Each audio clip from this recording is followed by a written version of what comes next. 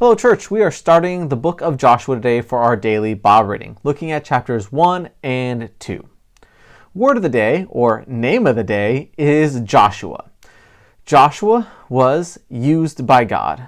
Joshua was trained by Moses. Joshua led the people of Israel to conquer the land of Canaan after a 40-year time out that God has placed on the generation that left Egypt because of their lack of faith, because of their rebellion, because of their stupidity and not listening and not trusting God. And so now, though, that generation has passed away, and so the next generation is looking to inherit this land that God has provided them. And just as one generation goes on to the next, we see that Moses has died, and so now Joshua has taken over command.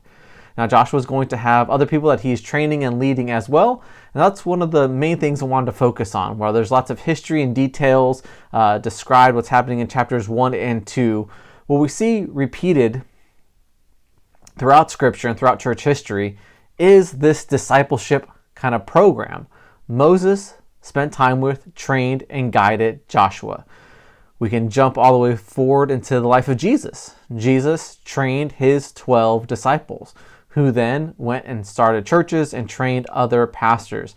And we can see that a healthy Christian leadership will build up other people to continue the ministry on, because no one lives forever here on earth. And so one of the key objectives that we see is this call to train others to do the work of God.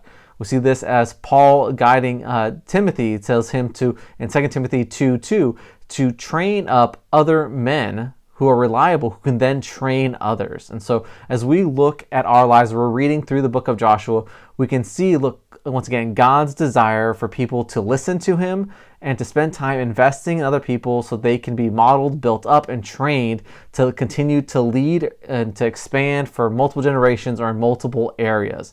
So as you look at your life, who is your Moses if you are Joshua? Who is pouring into you and helping train you to be the man of God or the woman of God that you desire to be?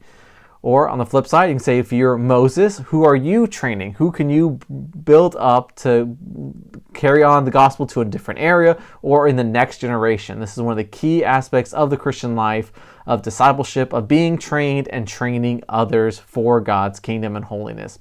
All right, church, consider that, pray about that, and have a great day.